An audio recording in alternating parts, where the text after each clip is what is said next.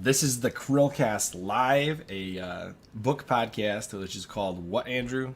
Printed and pressed.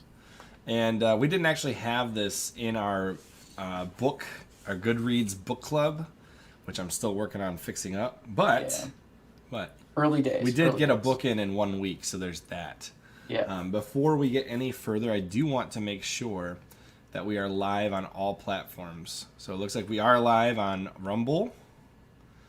Let's see if we're live on Odyssey or not, real quick.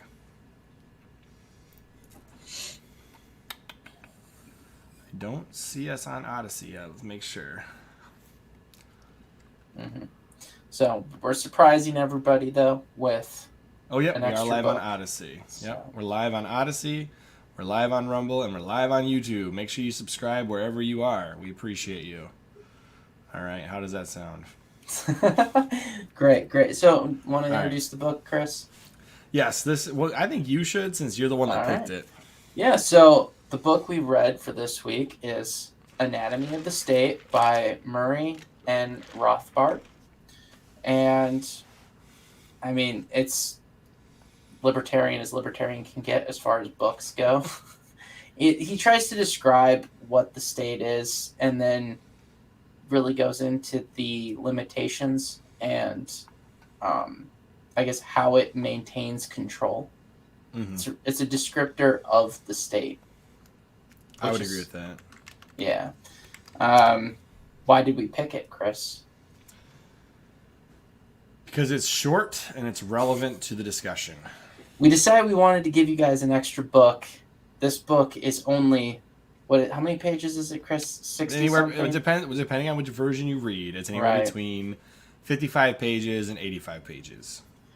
Yeah, the version I read, which people can get for free from the Mises Institute. It's literally what we're sharing right now. This link, I'll drop the link in there if anyone wants to read it. It basically, you can get it for free. On there, it's like 62 pages according to this PDF on screen. So... it's a quick read. It's not dense either. It's pretty straightforward. Wouldn't you agree, Chris?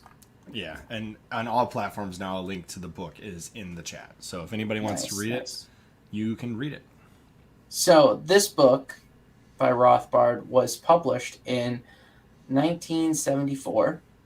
I would say it's fairly, almost prophetic when you look at a lot of the problems we do face, but a lot of authors are, like we've discussed with how C.S. Lewis was describing certain trends that he noticed in society. It really does, just when you come from a point of honesty, seem prophetic later to us when we read it in the middle of what they prescribed. Rothbard, though, as an author, so he's an economist. He was born in 1926. If you want to switch to his wiki, Chris. You got it. Yeah. So he was born in 1926 and he lived until 1995. So, it's towards the later part of his life that he ended up writing this book. So it's not without a lot of experience. He's at that time about almost, I guess it's not that late in his life. He's like 40 something. To be fair, a lot of authors / writers tend to start a lot younger than he did. That's true. He is pretty prolific, too, in writing a lot of things. So this one, though, is pretty well cited by a lot of people. I would recommend it if you are kind of curious about his perspective. So do you want to start talking about what we liked and didn't like, Chris? Well, I liked that there was no fluff. There was literally zero fluff in this book. That's why it's only 62 pages. Yeah, where the author spends zero time trying to fluff up his points and just explain his mindset about something. This book is pretty much like probably one of the best examples I've ever read of a book that's straight to the point. In that he didn't even hit triple digits with the pages. Yeah, there's no flourish or anything. He's just this, that, and this. And when you look at it, it's not even like he used small font. Like, this is just ideas on the page. There's 5 pieces to it, right? Yeah. What the state is not, what the state is, how the state preserves itself, how the state transcends its I mean, limits. it's basically a thesis. Yeah, I would say so. Yeah. And he has lots of references throughout too, which is pretty cool. Mm-hmm. You don't really see that in a lot of writing nowadays, where people include their unless it's like a nonfiction research book. Some people just save them to the end. Right. Although I like how this chapter is called "What the State Is Not," and he opens up with "The state is." Yeah. Literally, just like the opposite. Yep. Oh, that did crack me up. It was a nice little joke right at the beginning. I have to say I agree with what you like too, but the part that I like specifically is the later part of the book, where he's a little bit more describing the current state of government as he sees it and the problems that he sees coming down the pipe. I'm not a fan of the first part, like the first half of the book, when he's saying what the state is not, what the state is. I don't like it because, personal opinion, I feel like he's reaching a little bit to try to justify his personal view on government more than it's 2 parts, right? The book's 2 parts. There's the where he sees what's wrong with government, and then he's trying to say why he doesn't like government in the beginning. Yeah, I mean, to be fair, I think he describes what a lot of people feel about government in general. I mean, look, he opens up with the organization for achieving social ends, but they all regard it as a necessary means for achieving the goals, but it's ranged against the private sector, often winning in the competition of resources, mostly because they take it by force. Yeah, but okay, I guess if we're looking at it from this point, I understand what he means by the state, right? But I feel like the lethargically large and agenda pursuing organization that is the government. That's what he's describing. Yes, but at the same time, it comes off as if he's talking about government as a whole, because he goes back all the way to bandits taking over a village and ruling people. Well, to be fair, any government generally starts small because nobody wants a big government at the start. Okay, but all right, this is where I get to my point here, though, with him doing that. That's where the problem. I have a huge problem with his description, because he acts as if government is not natural without violence, and I disagree full-heartedly. And this is where people will debate on what constitutes a state. Because how did a government even form to begin with? You have families, right? If you go all the way back, hunter-gatherer, you have families. Families grow larger. You expand the families. They're no longer the tight-knit, like super tight-knit, but they don't hate each other, right? Because they share a culture. They share values. They share a common ancestor, right?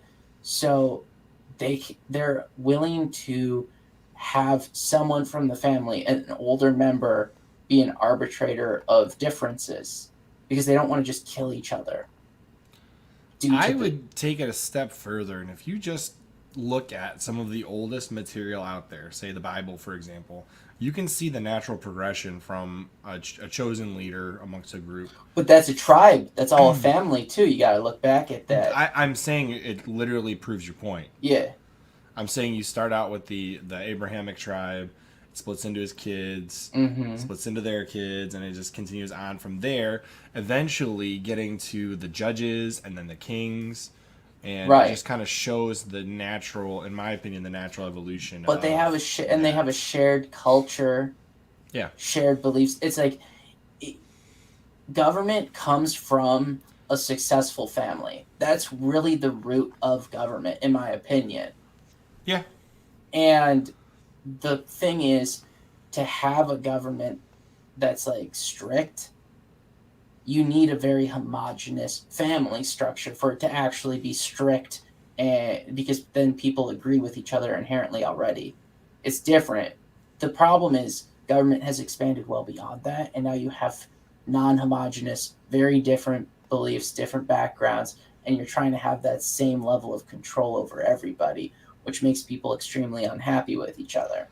Well, because it's all conflict. to be fair on this one, though, naturally, when somebody has something, they want more of it. For example, let's just say we just look at expansionist policy. Yeah. Generally, when somebody has a small territory they rule over, they're going to expand out as far as they can before they brush up with an enemy it's all about something. scarcity too. Well, land is always Yeah. the most limiting factor when it comes to these things. But I guess he's Good acting, land is the most limiting factor. right. He's acting though as if the state is not natural. I don't think he ever says Yeah, that it's not natural. he talks about the natural activity of humans is to use natural resources, and produce things. He says then it's like parasitic to go steal. It's not natural, is how he describes it. I think it's not natural to have a government which does not contribute. See, okay. This is the thing. If we go back all the way to we're hunter gatherers, right? What are we producing? This is where he's getting he's trying to do something that I don't think is in his wheelhouse here for description, and he almost needed an evolutionary biologist's like perspective to look at how humans start, because hunter gatherers, right? What are we producing? See, I would even argue backwards, Andrew. I think that the only reason humans are hunter gatherers is out of necessity.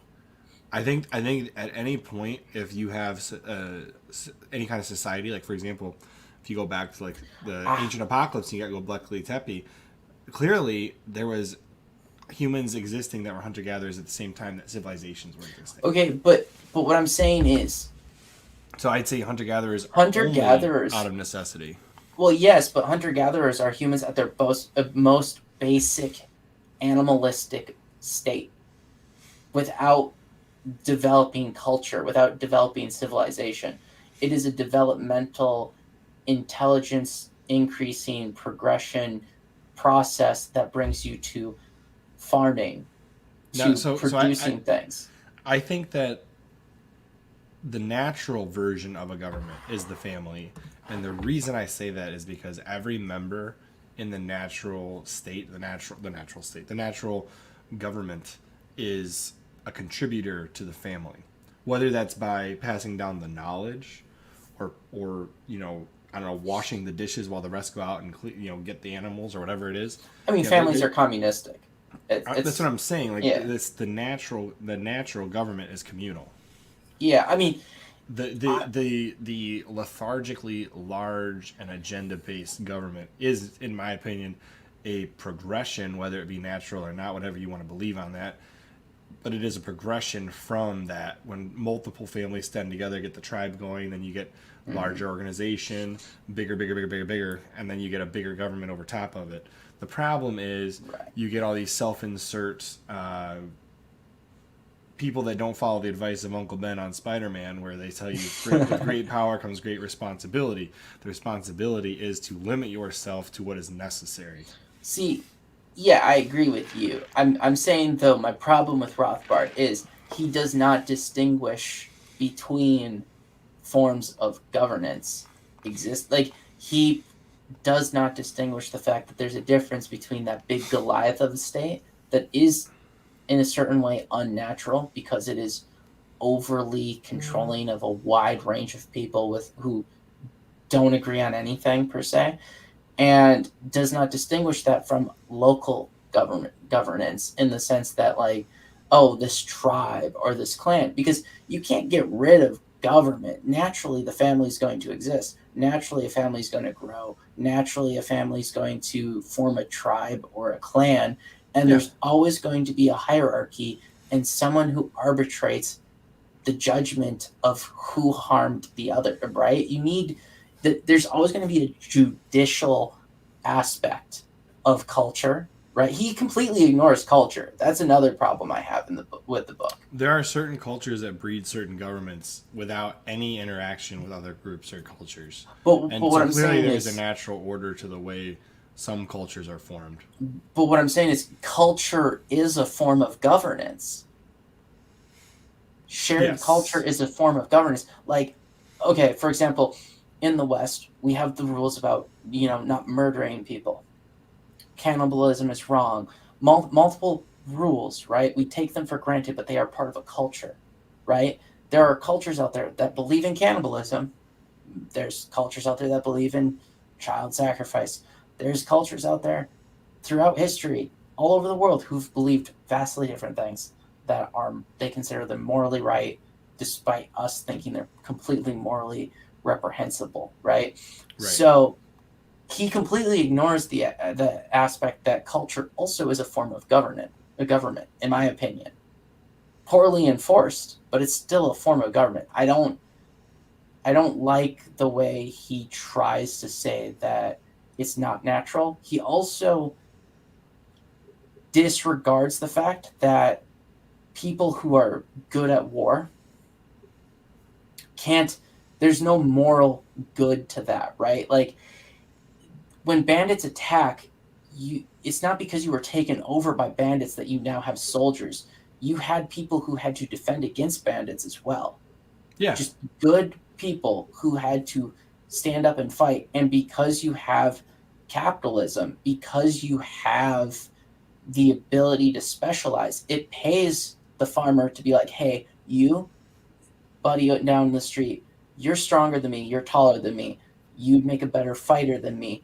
Go practice fighting every day. We'll feed you so you can be in the top condition possible so that if someone attacks us, you're here to defend us. Like, it just makes sense to do that. Violence is inherently part of the human condition. And, I agree with that. And to act like it's not, because he acts like it's not. That's my only problem with it. It's a little utopian. That's my only complaint with it, like his first part. It comes off utopian. You mean it's a lot utopian? Not a little bit. It's a lot. Yeah, I mean, it comes off utopian. And I think you have to subscribe that the ideal is the best, but it's hard to subscribe that the ideal is possible. Well, this also goes back to where we were saying that civilization is advancing, right? That's why you get farming. That's why you get production using natural resources. You could argue that the bandits are just less civilized humans who are still in hunter-gatherer mode. They just view you now, another tribe, I like how he prey. accuses the barbarians / attackers / Vikings, whatever you want to call them, as being less sophisticated or less intelligent even. I think that's something he kind of alludes to, is they're less intelligent or less formed. They are less formed. I almost disagree, though, because what's the easiest way to get what you want? Take it. Well, okay, they're less civilized. Yes, that is true, because civilized is an IQ thing. In my opinion, IQ tests are related to civilization. Society is a moral thing. Well, no, but it's also tied to IQ. I could easily make the case that how civilized your environment is related to IQ results as well. But I will agree, it is tied to morality. 100%. It absolutely is. How can it not be? Well, there's multiple aspects. If you lack morality, then you're going to go and... Shopping cart theory, Chris. Go grab what you want and go home? No, the shopping cart theory where you can judge a place's civilization on if they return the shopping carts or not. That just proves they're immoral or not moral. Yeah, but that's also a level of civilization. Yeah, fair enough. Right? But his thing, okay, yes, they're less civilized. They're not any less intelligent. They're still the same, species as society at all points of civilization has been intelligent. If you look at the intelligence of a person, it's been a really close to the same for over 10,000, if not 100,000. I mean, there's been very little change in the human. If anything, we're probably getting dumber with the advent of technology. They have found that the human brain is shrinking in the last century, since the 19th century started. So we're getting closer and closer to that fish brain everybody wants us to. But okay, so Chris, you would agree though, right? Like, It's just another group that's less civilized that decided that they're still going to do the hunter-gatherer thing. Hunter-gatherers live by violence. Yeah, they do. That they live by violence. It's not unnatural to live by violence and hunt prey, anything that's considered prey, right? So them turning that same violence they used to bring down a woolly mammoth on another human tribe that is in one place farming and collecting resources is not unnatural to me. It's the most natural thing. It's the Cain and Abel aspect almost. It's the original sin. It's the original sin of violence against another person. Yeah, I mean, I would say it takes quite a bit though for like, if you have the option to attack a deer or a person, you're gonna take the deer every time. Like that's food. Oh, but you have to remember though that food could become scarce pretty easy. The hunter-gatherer group wasn't storing food the same way that the farmers were, and then that farmer group is less practiced in their combat skills of working to take down mammoths and everything. So the hunter-gatherer tribe, when the technology difference isn't there, is already more seasoned in violence. It made perfect sense for them to go try to take on the other tribe. Is it risky? Yeah. But it's not dumb. No, it's not unintelligent. What would be unintelligent would be allowing yourself to starve to death. Exactly. So, and they don't have the same food security. So I guess that's my problem with the first part of his book, is really just that he tries to do the idealistic vision of humans as if we've always been civilized. And so I guess let me just push back on that. So he literally tries to make the case that the state uses force and violence to obtain its revenue. That's only in the case of non-compliance, right? I mean, idealistically, when it comes to government, there's always the threat, though. There's always the threat. But most of the time, you voluntarily give your money to the group for the good of the group, even if you don't necessarily believe that's the case anymore. So I'll make This is where it's like you go from like good intentions to you're paying the mafia not to kill you. Okay, I'll say this to your point. He's not doing the nuances of the scenarios, because in a very homogenous society where everyone is basically from that same tribe, that same clan, there's the cultural identity is very strong, and you don't have to necessarily worry about it as much. You share the same values as your neighbor. There's a high trust in society, right? You don't feel the need to lock your door, because everyone around you has the same exact value system as you, right? Like that level of society. There's no threat of violence because everyone and the government is aligned with the same value structure. They're all sharing the same. Are you suggesting ideas. when the government subscribes to a specific way of belief system that everybody else is also subscribed to, that potentially you have a more coherent group and a more well-functioning group? Okay, I'll say this. Everyone has always talked very highly of the Scandinavian models of government. Oh, of government. I was like, wait, like runway models? Like, that what are you talking about? They have talked highly of that too. But no, the governance structure and their social programs and everything like that, people talk very highly of it. Well, there's also a very strong culture there of not abusing the system. It has come under more stress as those countries are no longer as homogenous culturally. Oh, I see what you're saying. Their programs are becoming more strained. That's just a simple fact. So you don't have the same level of force and violence when it is based on what the culture wants. But that he's coming from an American perspective on this, and I respect that, because ours is much less aligned with the vast majority of the citizenry. Yeah.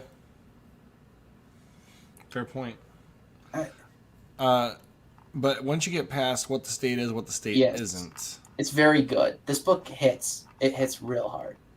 It kind of feels like a different, not the same, obviously, as the C.S. Lewis toast at the end of his book, but it's a little bit, because he talks about science it's in the same vein. It talks about like if you subscribe to the pseudoscience, the book, like for example, like if it was a monthly book club and you had to just agree to everything they say.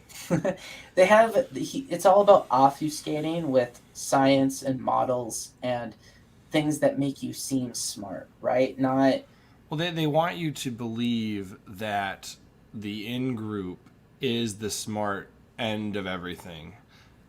You know what I mean?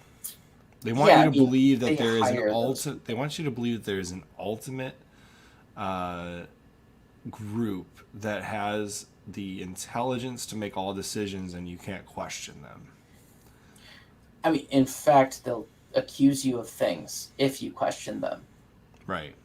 They try to make you uncomfortable. They try to make you unpopular because people want to inherently be accepted. Yeah. So, They want an in group and an out group, and they want yeah. everybody in the out group to be ostracized for being in the out group. Yeah, and they use things like science and they make the work seem like it's hard, like it's very in depth and thoroughly thought out just to come up with the same nonsense that no one would have accepted if they just said it at face value. Right. That's how he describes it, and it hits because it's true. It really is true. That's what a lot of things are. Yeah. Models that they have no basis putting, because you know that the error levels in those models are ridiculous. If you have any experience with science or engineering, you know that their models are bullshit. They oversimplify to the point where it's impossible that what they're trying to prove is true. It's not even just that. They have no business making any claim that they can make the model. Actually, he makes the There's case better than we're making it now. I know he does. It's the cast. He's basically inventing a version of the caste system. Yeah. And the caste system, basically, you're either in the in group or you're not, and you can't get out. You can't get in once you're not in. So if Yeah. you're not part of the group, the in crew, you're in the out crew, regardless of where And you they think you are. ostracize you. And it's kind of crazy to And think that then it's he that has bad. the part where he's talking about the issue where the ruling party always wants to expand government and the opposition is just there to from a weaker position and can't actually stop its expansion. But I don't know if that's necessarily true. A lot of the weaker parties want the same expansion. They just want the power for themselves. The way we've seen it. It's a pendulum. They like whoever's in the in crew at the time They're will all in the same in crew though. they Yeah. just take turns basically. Yeah. Who gets to make the decisions when? But I mean, when somebody says it's the uniparty, I mean it's the power of party or the party of power. Like everybody in the government has the power, and so Everyone forgets that there's progressives, the keyword progressives, in both parties. Everyone forgets that, Teddy Roosevelt was a progressive. the only thing in the Roosevelt was a government, progressive. the Wilson. only thing about the government that is progressive is the expansion of power. Yeah, but I'm saying that's what the Progressive Party is, right? Like when you Progressively worse. no, but okay, progressive is a term specifically for a set of policies. It's It not is. No, actually I understand what that. they do. It's not what they actually achieve, except for a progressively bigger government. But the Bushes are progressives. They were progressives. No one can lie and say they weren't. Well, I mean, they can. I'm sure people do.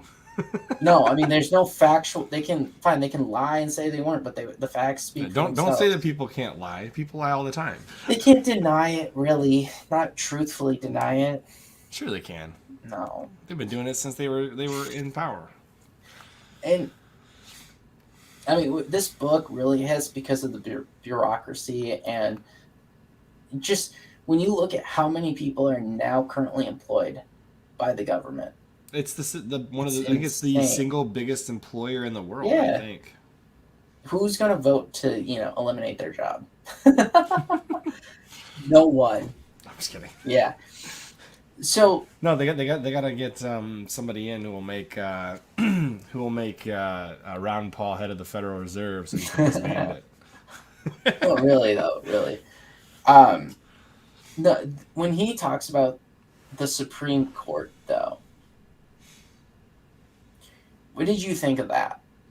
Because I gotta he, search again because oh yeah, I do know what you're talking about. Hold on, it was he's about how talking. they essentially have the supreme power. Basically, the government created a way for itself to have the power The to Supreme rule Court and the on if New they're Deal, yeah. allowed. Yeah, I mean, the New Deal is Well, terrible. because people trust the Supreme Court to decide whether something is actually okay or not.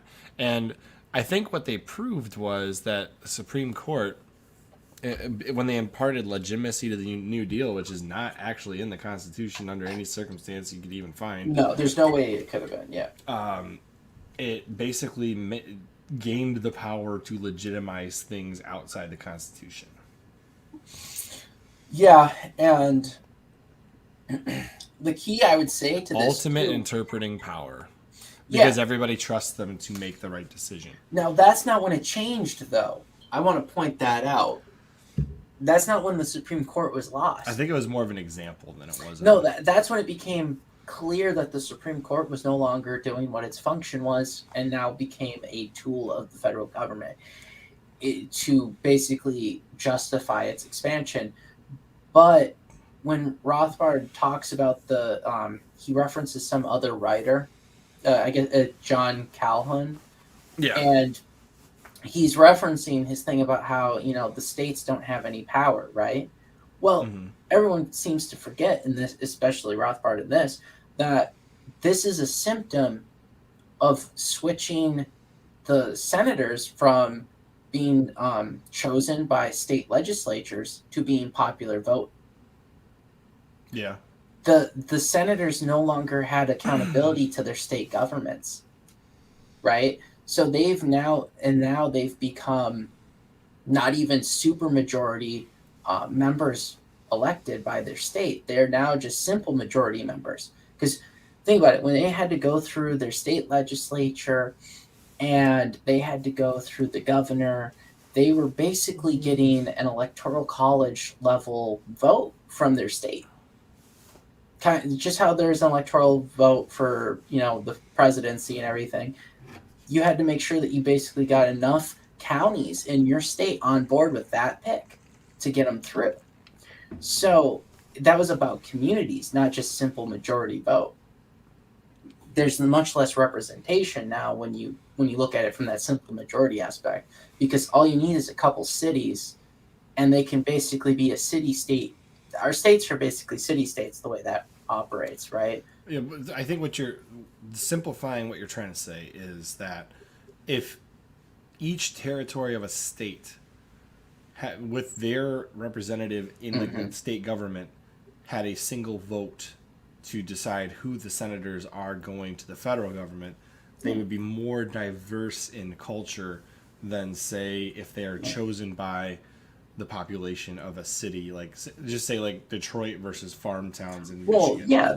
Okay, for example, let's just say however many, there's like what, 80 something counties in Michigan? I have no idea. It's like 82, I think. If you took Michigan, but you have that popular vote, I mean, Detroit, Flint, couple cities, right? There's only a couple counties that even vote blue in that entire state. You're basically stating that the electoral college at the state level would be more valuable to the smaller parts of the state. Yeah, basically. Yeah. If you had it that way where it was by legislatures, more cities, more counties, more communities, whatever you want to label it, would have had to have chosen that candidate than if it was just popular vote. It's the difference between only having to campaign in a big city and winning that way versus campaigning across the state. Yep, and when you removed that influence from the governor and the state legislature, senators were no longer basically ambassadors for the state. They were just popular vote people. They got elected. They had no accountability to the state government. They have no accountability to what legislation impacts might occur to what the state government's goals are either, right? So I think what you're pointing out is what he's pointing out in the book. Yeah. The more powerful the government gets, the more removed from the average citizen it gets. Yeah, and that removed them completely from their state. That Yeah. made them operators of Washington, not representatives. That's what it changed them to be, right? So it, he's lamenting the lack of states' input in being able to declare something unconstitutional. And the problem is the justices in his time, in Rothbard's time, were no longer being selected with state input effectively. No longer. No governor could call up their state senator and be like, hey, we don't want that person. You should listen to us because you'll never get put back in the station again if you pick them. Right? Like, there's no threat from the state government. They're no longer answering to them. I think the 18th Amendment might be one of the worst amendments. Personal opinion. I'd have to look up what the 18th Amendment actually is. That's making it, I'm pretty sure it's the 18th, is making it state popular vote for senators. Oh, okay. Is that a federal one? Yeah. Yeah. Yeah. Because that's not how the Constitution set up senator voting. Yeah, I don't have any strong feelings on it until I read what the history of it was, to be honest. So until I do that, I can't really. Woodrow Wilson. Blame Woodrow Wilson. I blame him for a lot of things, but I would need to look that up. It comes from Woodrow Wilson, which means it's not good. I mean, there's a lot wrong with Woodrow Wilson's presidency. A lot. That's an opinion? No, that's historical fact. Woodrow Wilson's the worst president in the United States history. I don't know. There's another one vying for that position. No. He's the first progressive technically the second progressive, but like the worst kind of progressive. Teddy Roosevelt's like the first progressive. And then Teddy Roosevelt screwed Taft and got us Wilson. So now listen, here's the deal though. We're talking about a book here. We're not talking I know, about... but I'm okay. It's what I'm complaining about is applicable to this book because Woodrow Wilson 100% is the root cause of almost every complaint Rothbard has. Every complaint. You heard it here first, guys. Andrew says Woodrow Wilson is the problem. He is. So the Supreme of the Supreme Court here, they literally have the monopoly of ultimate interpreting power, and they basically they can either be for or against the federal government and the creep of powers. Yeah. And if they're for it, then they essentially just rubber stamp everything that comes through them, and then basically give the federal government more and more and more power as time goes on. That's not good. They've basically become the method that the federal government uses to subdue states. Because as each state is claiming states' rights almost every time the federal government has expanded, because it is a power not granted to the federal government in the first place. So it was the states' rights. So the Supreme Court has been used to be like, okay, shut up, states, sit down. That's what its role has become. Yeah. Yeah, and part of the reason why states can be overcome by the federal government is because, and one of the biggest reasons why they end up this way is because of the choice to become a constitutional republic as opposed to the original plan, which changed, I think, in the first decade of the country existing? Yes. Because it used to be that the states had a lot more authority and there was very little power in the federal government. And then they chose to become a constitutional republic, which, in my opinion, is still probably the greatest formation of a government ever. I mean, it was the right decision, personal opinion. It is the right decision. The problem is, as the country grew, you can't argue that we've become more represented. We've clearly become less represented just by how many constituents each House rep has, how many constituents each senator has. It's become vastly different, you know? We've almost outgrown it we've outgrown it in the sense that we haven't maintained that same level of representation. It's now become something way less representative and way more controlling because of that. Now, People don't get their voices heard. I do agree with you, though, that the right choice was a constitutional republic. Yeah. I was just making the point that that was what lost the states their ultimate sovereignty.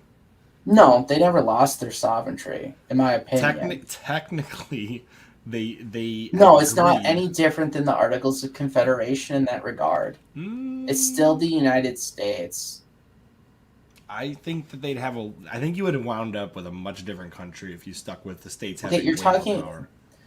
There's sovereignty, autonomy. I guess it's very nuanced here. They still, the limitations on the federal government were greater for like requesting soldiers, for requesting money, all of those things. That's really where it came down to for the need of a constitutional republic, was the fact that we needed to better defend ourselves. Yeah, we needed democracy, Andrew, clearly. Yeah, it came down to the need for national defense. That was a joke, by the way, I know, because everybody claims we're some kind of democracy when in fact we are not. Well, I mean, we are a form of democracy. It's a republic that has democracy. But but everybody says democracy as like the ultimate. This is what we are. But we are though. Not. Yes, we are. Chris, I'm not saying that's what we are on paper. I'm saying that's what we are in practice. Now we are. Yes. Think about it. They stripped away all the aspects of the republic. How is almost everything getting elected? How is almost everything getting passed in the Senate? Simple majority. That is a democracy. Even though it's that's a representative democracy. I don't care. If we are truly a republic, it would still require way more votes to get something passed through the Senate than just 51 votes. It should. It should. Yes. It should. It technically requires coordination of multiple branches of government. So technically, simple majority is all that's required once you're there. And when you factor in how the cities control so much of the voting power now, it's not many communities get represented in government. That's all I'll say. As far as this book goes, though, when you get down into it's like the last chapter. It just hits hard on what the government is doing. It's very pointed to even today, because I feel like he must have seemed crazy when he first came out with this book. I agree.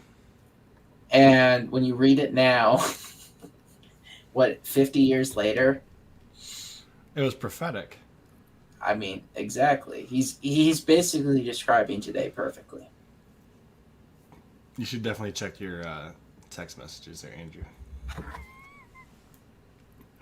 I don't have any text messages. You'll get it in a minute. Anyways, I think it's funny how many of these people... Like, it's even funnier when they go into writing something like this with a specific mindset. Like, I'm sure he had a group in mind when he started writing this, and I would imagine that his opinion on the groups he had in mind may have changed by the time it came to fruition.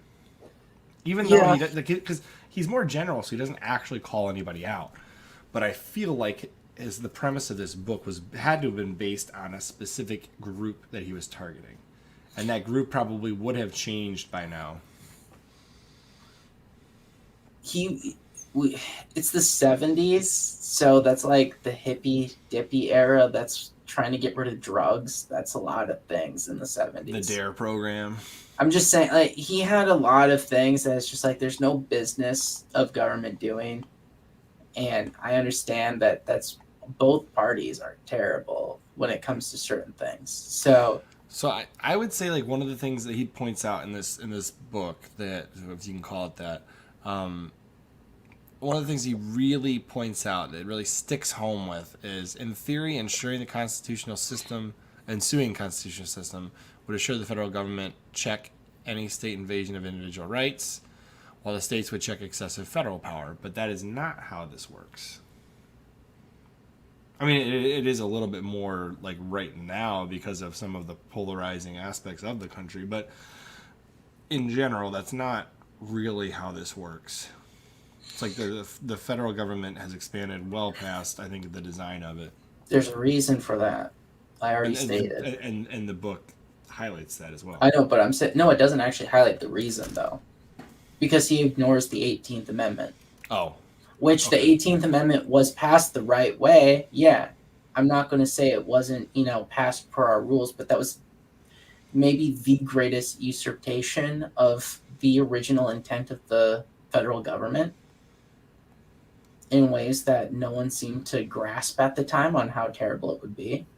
Just like, capping the amount of congressmen is not necessarily a good thing either, because you now have House members, right, who have just as many constituents as senators at the start of this country.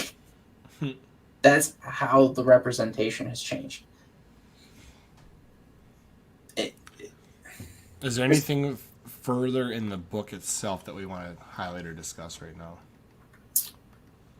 He talks about creative ways to, once you recognize, like, you have to think of ways that maybe new governments could be established to maybe prevent these things from happening worse. Like, what could you change if you were to start over? I think that's an important thing for people to always think about. But I think the lessons to learn, right? I think he doesn't do it in this because it's basically a thesis on the anatomy of the state, how he's viewing it from like current day and viewing it from a failed lens. But if you were to just objectively look through the government's history, you could see where it failed, and you could say that the original structure and intent was not necessarily bad. Mm-hmm. People forgot their purpose. It's like they found the fence in the, they just found this fence. They didn't build it, they found it. And they decided to tear it down without understanding its purpose and what the ramifications would be. That's personally how I view the 18th Amendment. It's like a dog chasing cars, and when it catches it, it has no idea what to do with it. Yeah, I mean, it's one of those things where exploring new ways of governance is all great and all, but it's really, you should look at the constitutional republic is probably the greatest form of government that has been to date created. You'll have to convince me that there's something better. It was set up perfectly with, more localized control. Maybe the failing was not making it like those Russian nesting dolls where like you have the federal government, now you need to do something similar like that to the state governments so that counties have some form of, recourse against their state government on a much better level. But there's a lot of autonomy given to states to not have any of those limits, The federal government's Honestly, there. In the best case scenario, the federal government would make the least amount of regulation, and they would let the state do the more strict, and then down to the county, where you could basically state, nope, we're in our county, we are not enforcing this law. And then at the state level, we are not enforcing this federal law. And then at the federal level, well, nobody's enforcing it, guess we should repeal it. Yeah, no, I mean, I agree with that. I'm saying right now, on our state level, during COVID, we very, very, very much so got a course in how tyrannical a governor can be without any recourse. Yeah, governors all over. It has become almost impossible to oust anybody who is corrupt from the government. Yeah, but I'm saying it is like darn near impossible. Like, for example, like to recall any person in government, right? It requires a significant amount of signatures, more than they even got in votes potentially sometimes. So the fact of the matter is, once they're in government, you're kind of stuck with them for their term. Mm-hmm. Then it becomes do people have a short or long memory? And we know that people have short memories. That's part of the problem. That's what they want. Yeah. They want us to have the shortest memories possible. if I, his whole ending though is about like what do we need to do differently, and it's really just I think it's about learning the lessons of how this failed, because I don't think the form and structure of the government is bad. I just think that we didn't maintain the Senate as the check and balance that it's supposed to be. The Senate's supposed to be very obstructionist because they're supposed to answer to their state government on a much deeper level, right?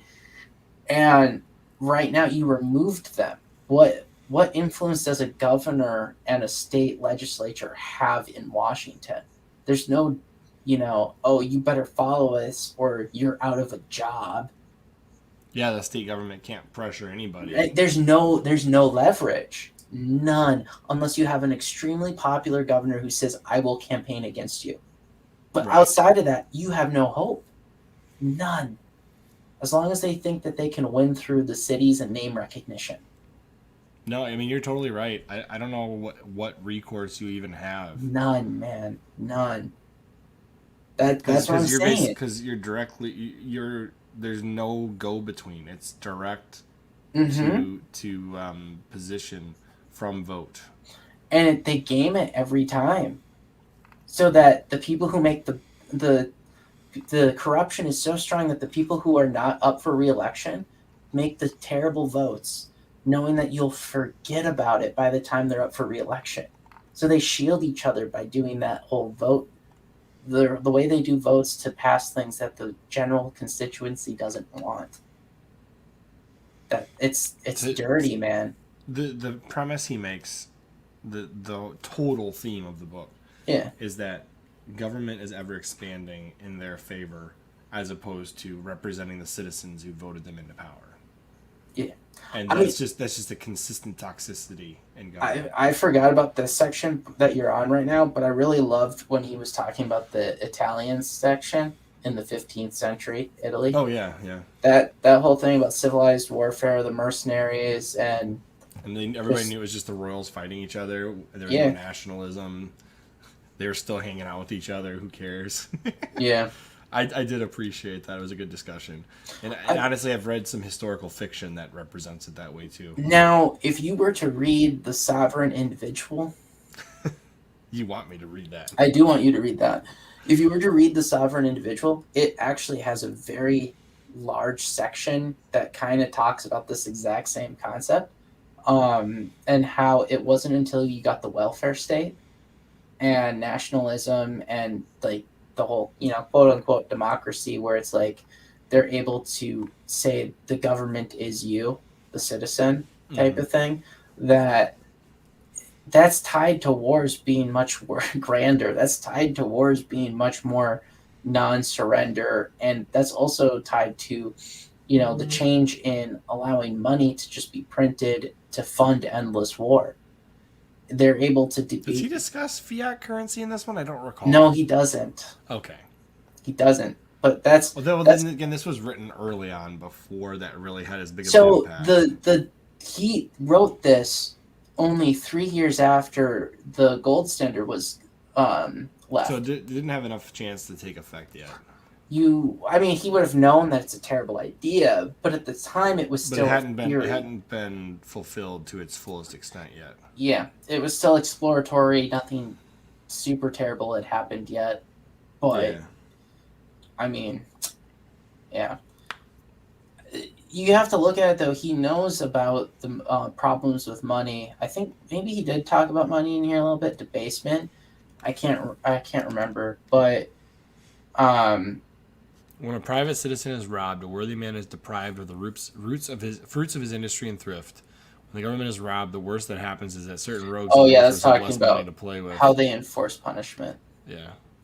But the notion that they have earned that money is never entertained. If you look at history with how they debased their currency in World War II, like London, Germany, France, everyone debased their currency dramatically in the World Wars. They had to really just abandon the peg to the gold standard with all their currencies. So the only reason things like that can happen is because the government has total control and to the level that they do. I mean, it's not a good thing. But yeah, this book, I recommend it to anybody. While I have strong disagreements with the way he frames everything in the very beginning, the ending, he finishes this book super strong. Oh yeah, no, and the thing is when somebody has a good idea, even if they're in a different belief system than I am, I'm more than willing to respect and entertain that opinion. See, I think that his book is very good. I feel like he wanted to write there's two books to this. I think this is two different things. There's the first half, there's the second half. I don't think they actually flow together, in my opinion. I feel like the first part is him trying to justify his opinion of government and the state in general. And then the second half is him talking about the problems of the current government. I have zero disagreement with his take on the current problems and general problems with the government, but I had a ton of problems with what he says is natural versus not natural. Because if you look at just human nature, as we discussed earlier in the podcast, you have to look at how humans organize. If you just look at chimps, even, they have their groups. They fight each other all the time. Like, if chimpanzees find a loner from another chimpanzee group, they murder and brutalize the crap out of that thing. Like, terribly. So the violence is part of the human condition, and to claim that there's no such thing as like hierarchy and structures, I just think is silly. Oh yeah, I mean, yeah, and then the thing is, even in nature, leaders form from a pack of animals. So, for example, like wolves, there's an alpha wolf, just like there's a king that forms in most societies. Everything needs an arbitrator. When there's disputes, you need an arbitrator. You just hope the arbitrator is actually good. Yeah, that's the thing. The hope. There's always an arbitrator. But even the craziest anarchists out there will always point to the fact that you have, some form of judges out there, if it's, civil court or whatever. But guess what? That's a form of governance in the form of culture and law still. It still exists. How are you enforcing it, though? Like, that's my question mark every time. Is there what method of enforcement? Is it cultural? Because if it's cultural, I mean, that's still a form of governance. In my opinion, it's... Second Amendment. Yeah, but like... Oh, just blacked out there for a second. But it gets very nuanced, and I think silly when people try to go the anarchy way, because it's all about... It still comes down to violence. And a lot of anarchists like to reference this. I've noticed that on Twitter. It annoys the shit out of me. Yeah, so... Go ahead, sorry. I was just... Because, okay, you can say anything you want about not having a state, but on some level, you have people organizing to enforce justice. You will always have it, because there's always going to be some form of an arbitrator. You will never be isolated in an effing bubble without any consequences for being a dick to other people. Like, it's just a fact of life. So, however that forms, if someone's just being a total a-hole and violent, you're either going to have someone who can be more violent than them come in and put them down as the rabid dog they are, or nothing happens to them because no one can out-violence them. But you can't say that there's lack of violence without the state, lack of violent enforcement without the state. Like, that's no. Culture will always take care of the problem. There's a lot there. It's very nuanced. In my opinion, it's complicated.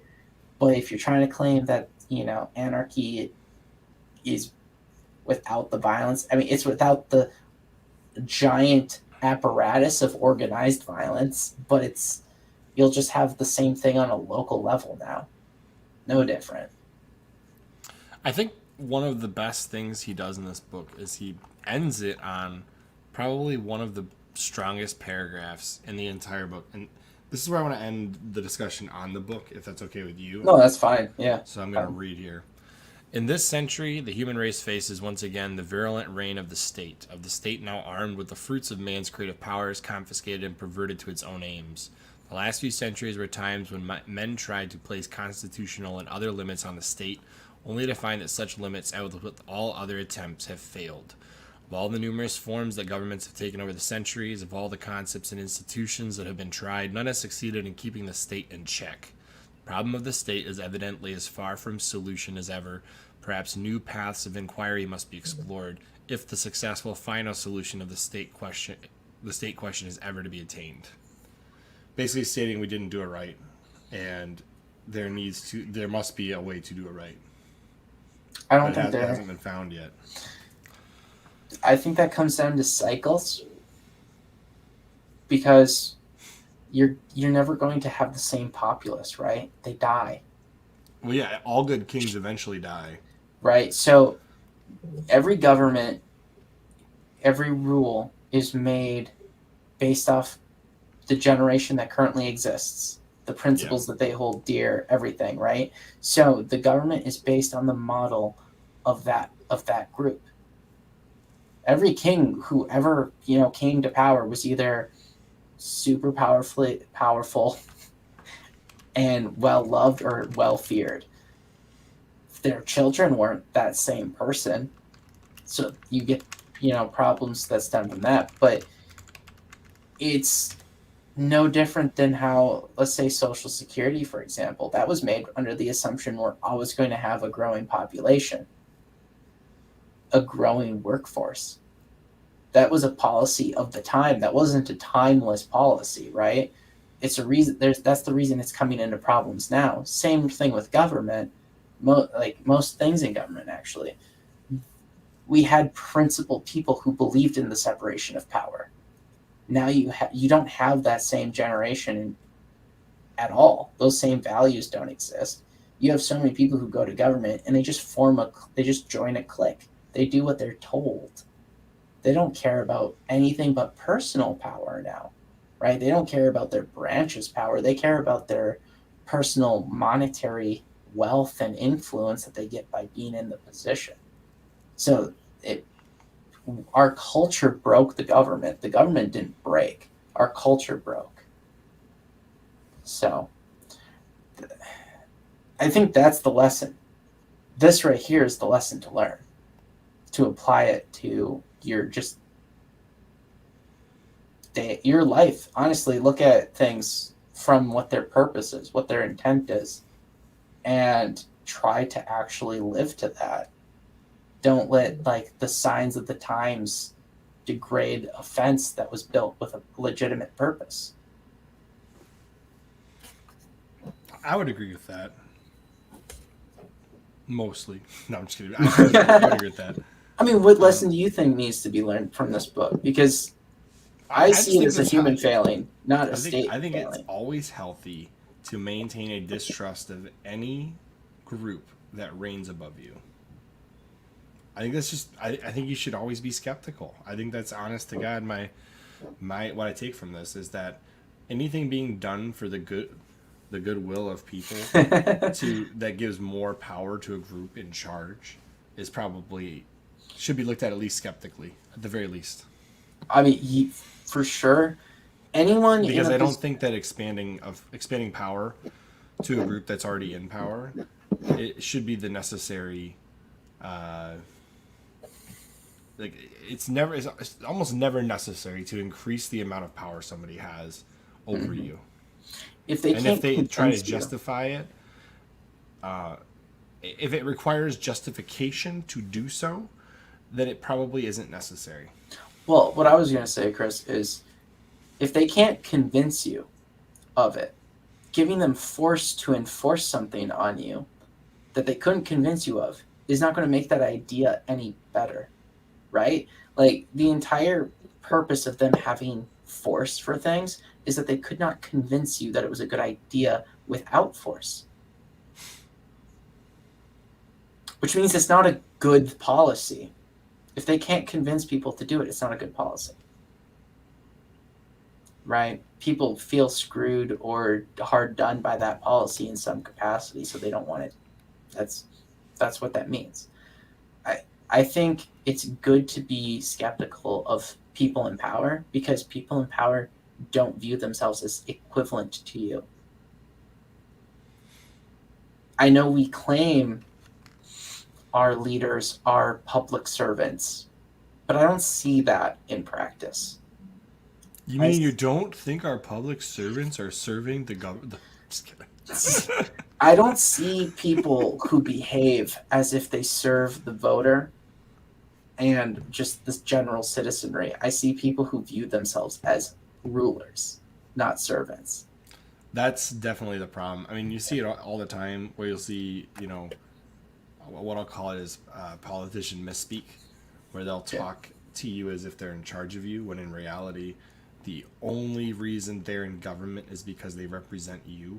And when you give them the power to be in charge of you, as opposed to reminding them that they're only there because you voted for them and they represent you, you should definitely do that all the time. Just anytime a state representative talks at you like they're condescending and they're above you, just remind them that they're only there because the people voted for them to represent them. They love that, and they'll get removed in the event that they displease enough people. They really love it when that happens. Honestly, anytime a bully is removed from a position of power, I'm totally okay with that. Yeah.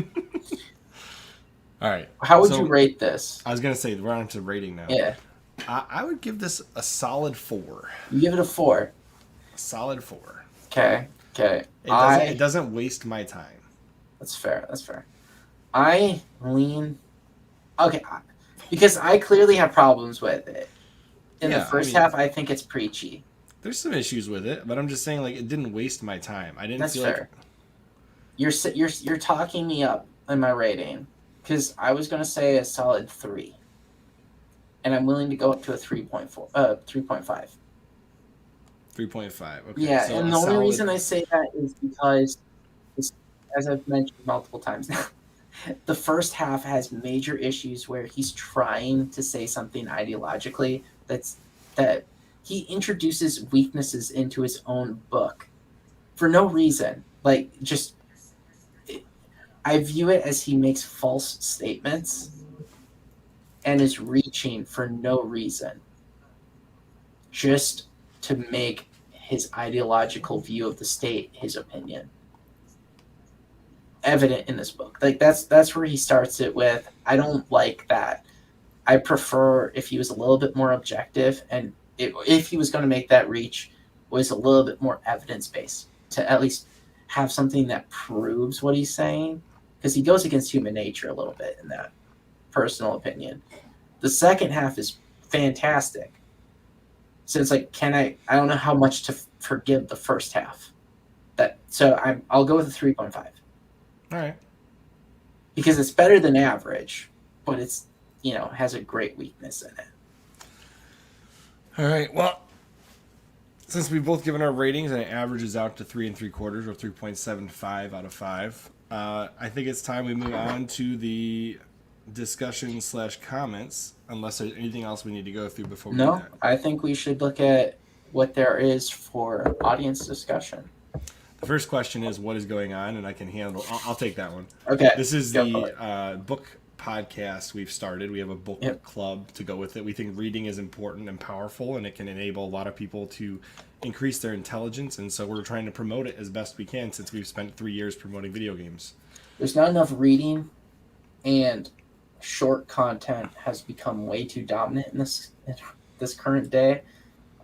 We would like to try to bring back some concentration and critical thinking. Yep.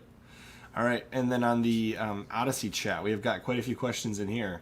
One of the questions is, why did they end the gold standard? And I have the official reason, but I'll probably have Andrew expand on that because I'm sure he has other reasons. Why did they end the gold standard? That's... Here's the official reason. The officially touted reason is The U.S. abandoned the gold standard in 1971 to curb inflation, BS, and to prevent foreign nations Oh, from no, it's not overburdening the BS, guys. system by redeeming their dollars for gold. Okay, in fairness, that is actually That very... is actually a problem. No, in fairness, that is very accurate.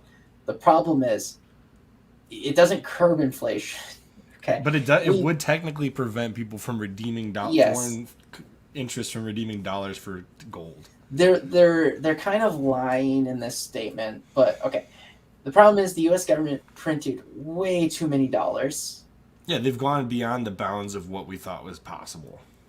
And the problem was everyone knew we went beyond how much. We abused Bretton Woods, okay? We printed way too many dollars, then we had gold to back it up. And if we allowed other nations to redeem those dollars into gold from gold, then we wouldn't have had enough gold to actually back any of it, and then we would have been without any gold.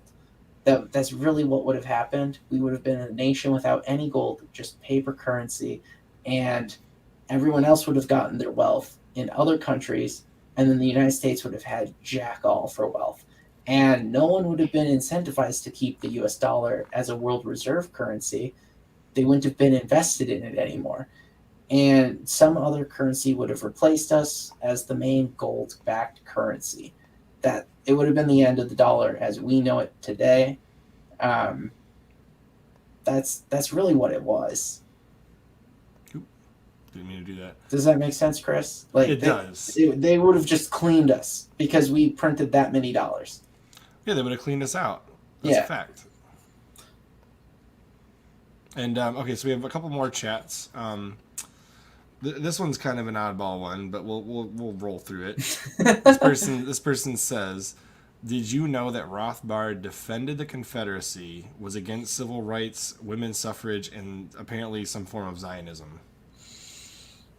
Well, as a libertarian, that's not exactly... Makes sense. No, him being a libertarian, that's not shocking.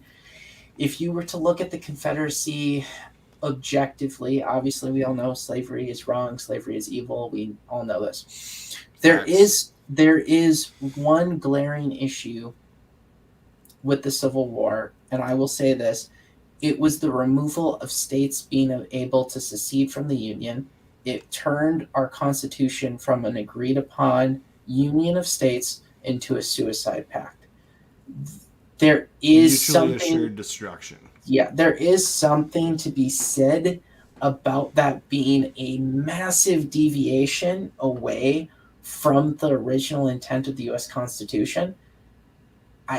But at the same time, the Civil War itself is also in the spirit of what our original Constitution was to avoid, which was constant warring between the colonies and Europe being able to, use its influence with one side versus the other to eventually regain control.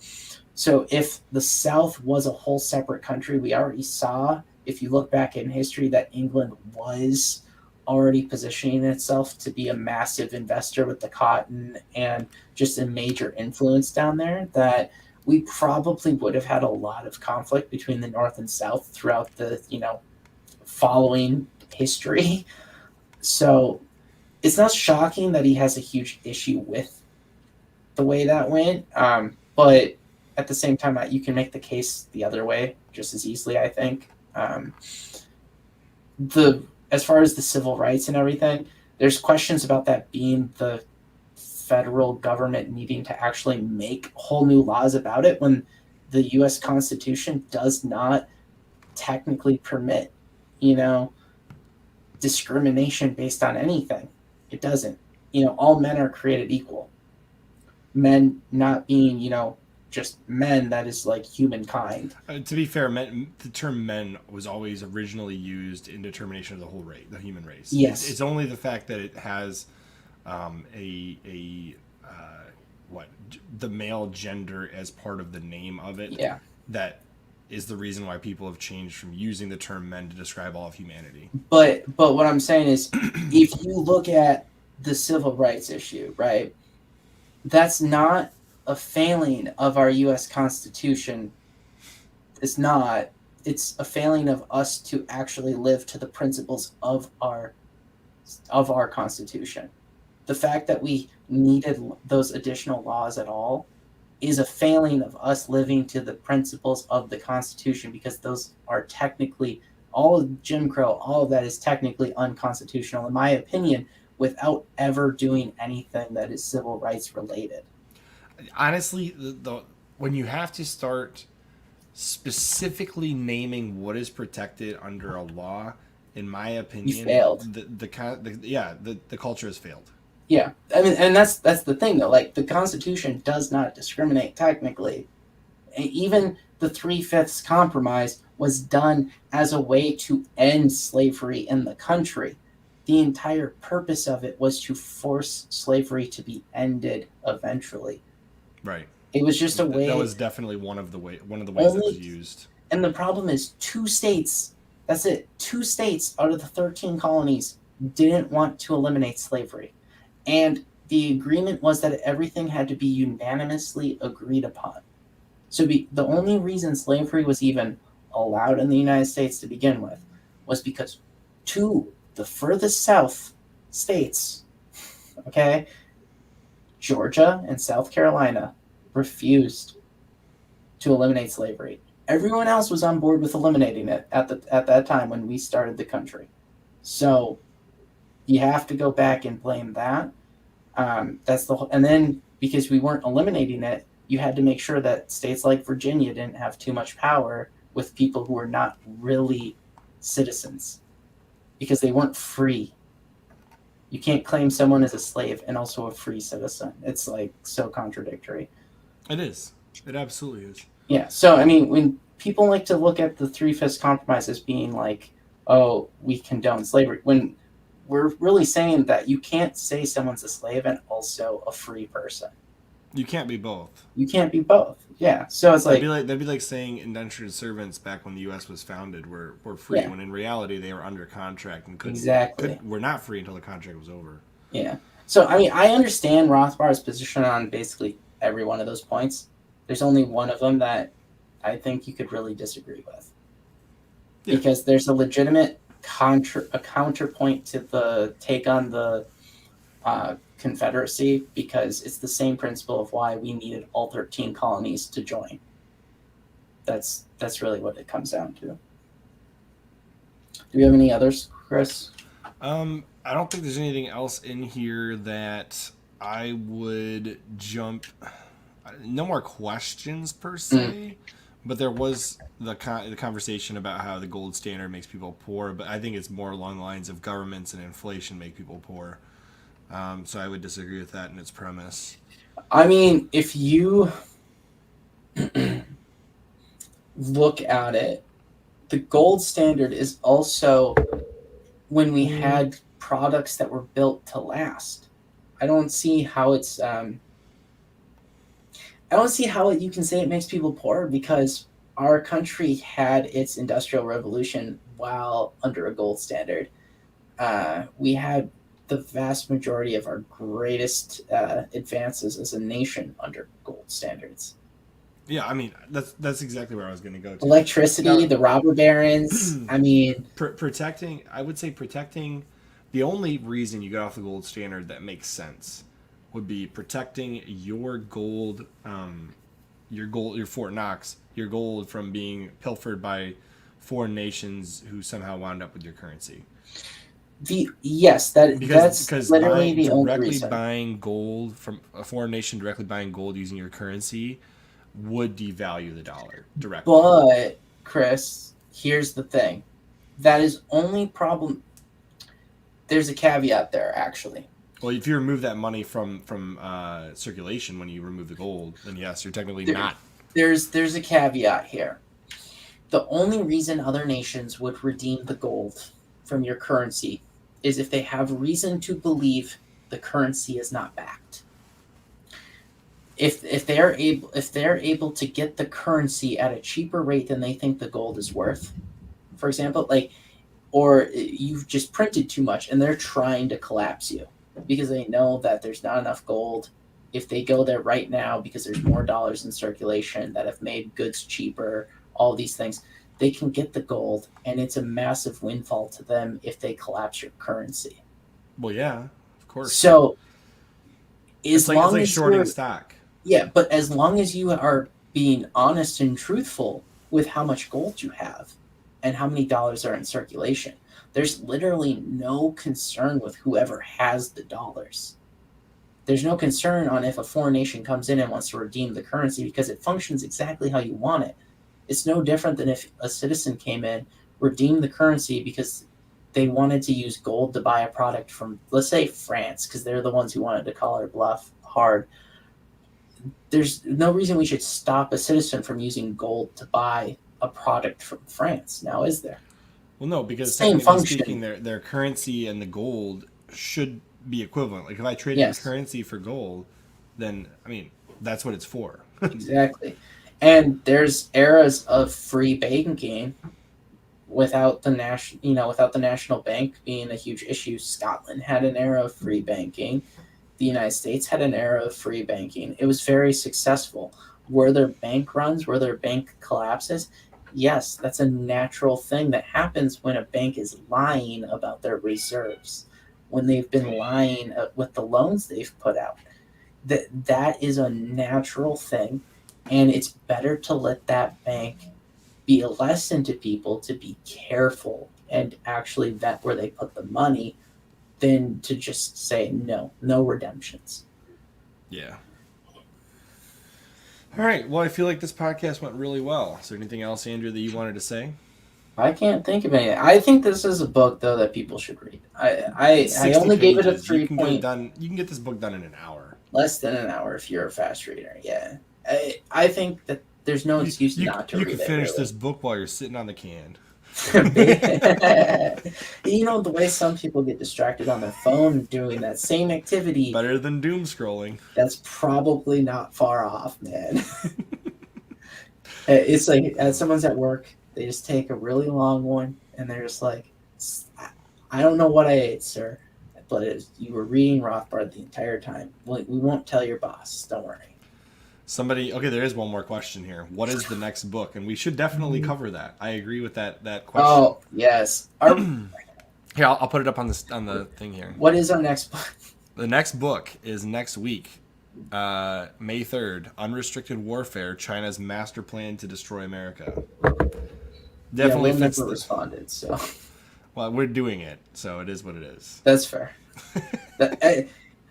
Which, just to tease this book too, this is a must read if you actually want to understand the risk that is the CCP. That's all I'll say. It explains a lot of the dynamics that we currently have between us and China, be it trade and international relations in general. So. There, I put it in the chat too. I also don't like that cover nearly as. The other cover is better.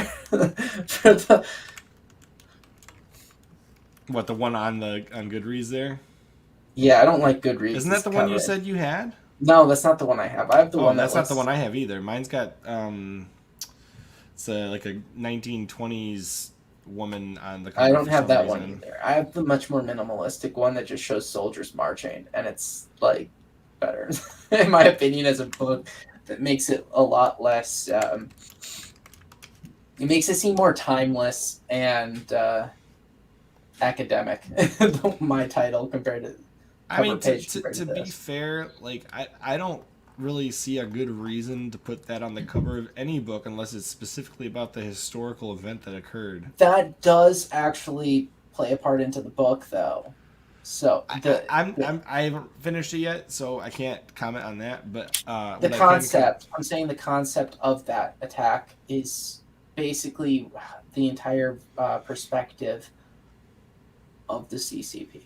Anyway, long story short, I feel like this was a good podcast, and if you want to see more of it, first off, I'm going to ask that anybody watching, because nobody's watching on YouTube because we got demonetized for this video. I'm not joking. Really? This video got demonetized like within 5 minutes of starting. It's because of Rothbard's name. Definitely go and hit that Rumble button, the thumbs up on Rumble. Do the thumbs up on YouTube if you're on there. Like it, like this video. Share it with your friends. And if you're on Odyssey, shout out to you guys for how awesome this chat has been today. Lit. Chat was lit. Make sure you hit that fire button, whatever that means. Don't do the splats, guys. We don't want to get D-ranked on Odyssey as well as YouTube. So, as always, we appreciate you watching. Make sure you subscribe, and we hope you enjoy it. And join our book club on Goodreads. Stay tuned, and we like to have more people come and discuss this book with us in the chat every time. So. And honestly, if there's a better book club website than Goodreads, because I'm finding a lot of, other than the fact that it has like every book known to mankind in their database to put into a book club, it is a bit funky to use. So if there's a better website, let me know. We'll check it out. Maybe we make a Discord in the future. Who knows? We have a Discord. I know. No, I'm saying for the book club. Just add a chat for the. I know. I'm saying we'll make one for the. Maybe we'll do it on Discord. Who knows? Yeah. And in the future, we may do a Twitter space following the podcast. Yeah. It will allow the audience to actually talk as well. So if you have Twitter, follow us at CHRILLCAST, at Print and Pressed. Printed and Pressed? Printed and Pressed. I'll just pull up the Twitter account so that you guys can follow us. But that'll pretty much be the end of this podcast. So unless there's any further questions, we appreciate your time and effort for being here. And I'm just going to show you what our podcast name is here. 1 second. Oops. Almost hit something weird. We need to add the title and everything, the profile picture and stuff to the... Yeah, Print and Press still doesn't have one, but it's at CHRILLCAST. It's at CHRILLCAST, same as what every other place is spelled. We have that pretty much covered everywhere, but right here, Printed and Pressed, it's PRINTEDNPRESSED. So, as always, this has been Chris and Andrew, and this has been Printed and Pressed. And we'll see you on the next